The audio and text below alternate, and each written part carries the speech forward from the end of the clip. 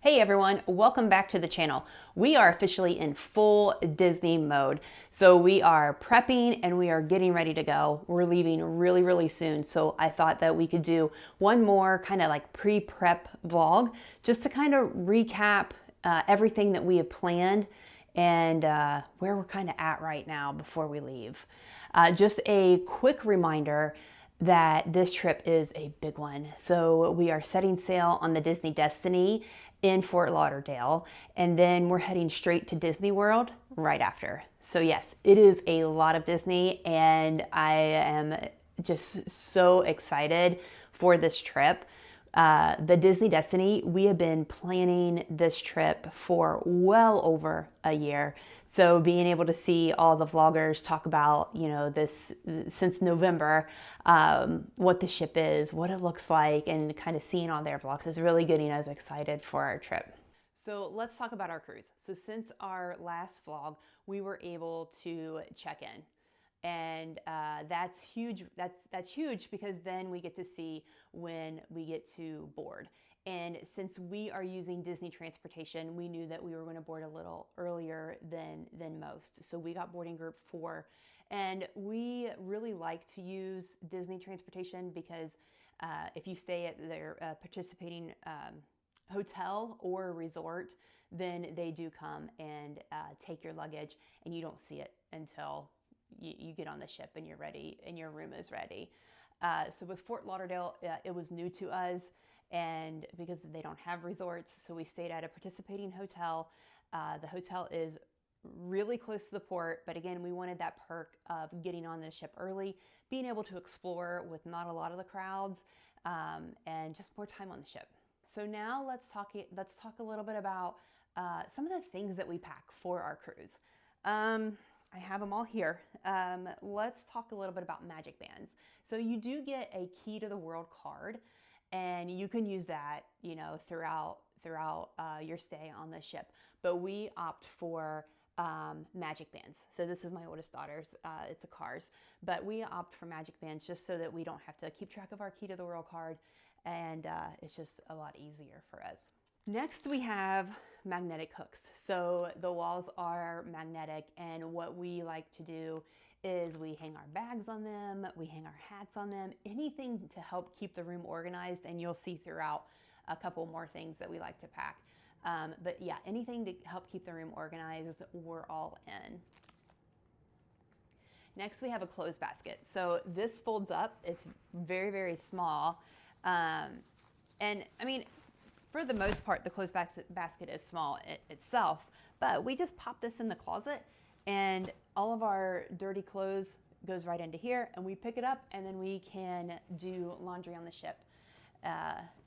It's convenient, and again, helps keep things tidy in the room because the rooms are relatively small. Next thing for organizing is this is like hanging cubes. So we hang it on the closet, and then we can unpack our clothes. Again, organization is key when you're in small and tight spaces.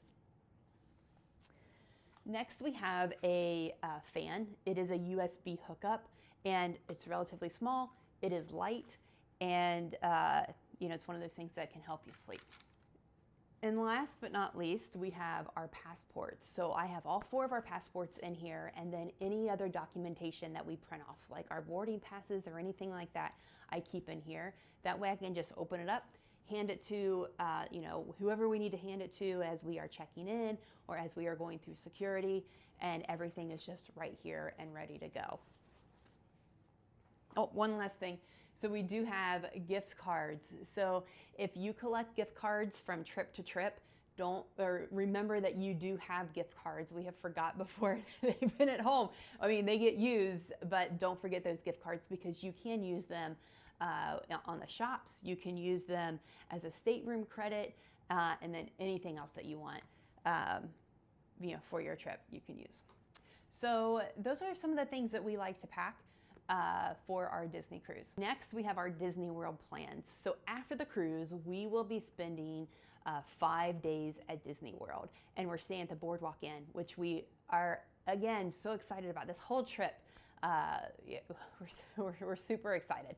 So our main park plans for the trip are Epcot and then Hollywood Studios. We're doing an after hours event. So we're also meeting some family, which makes it even more exciting that we get to experience Disney with family. Let's run down our Epcot day real quick. Our Epcot goal is really what Epcot is about. We plan to eat and drink around the world. We plan to ride rides and shop.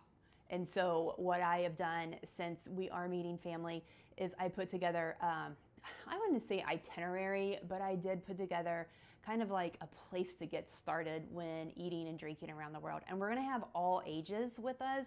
And so I put together, a snack for each of the countries, and a alcoholic drink that they're known for, and then a non-alcoholic drink that the kids can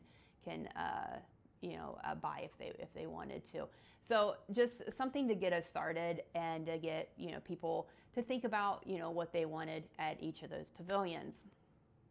And then rides wise, we are planning on rope dropping Remy's because we will be going through the International Gateway, and that's the ride that makes the most sense. So we're going to rope drop Remy's.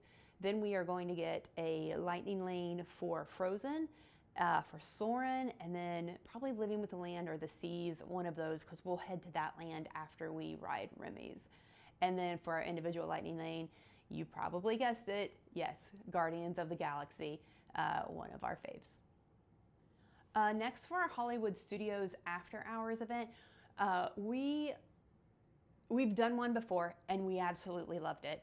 We are excited to go back and do it again. It's low crowds, drinks and snacks are included. And when we went last year, we were able to do pretty much almost every ride twice. So we think it's worth it. We have teenage girls.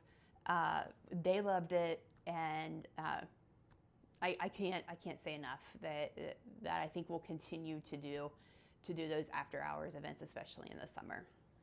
We were able to secure our reservations.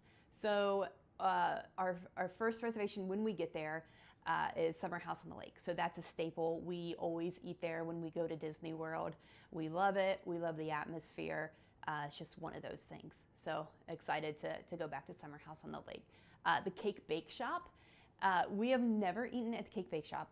And again, we are excited to experience it all and to be able to bring that experience to you guys as well.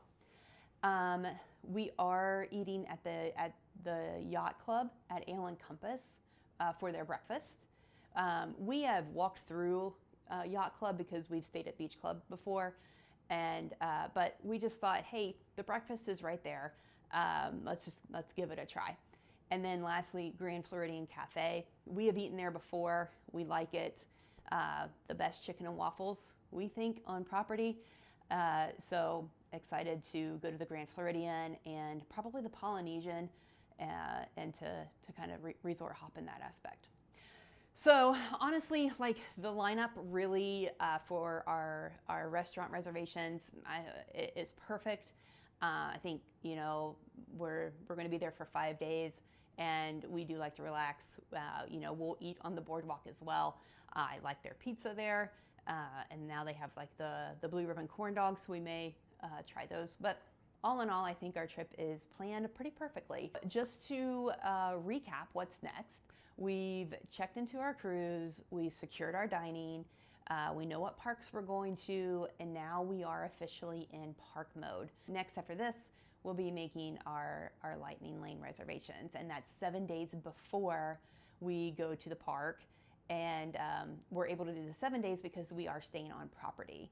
So that 7th day, we will actually be getting ready to get on the ship. So that's one thing that we're gonna have to do before we hop on the ship. Next time that you guys see us, we will be having our travel day and headed to Fort Lauderdale to board the Disney Destiny. So with that, thank you so much for watching, and we will see you on the next one.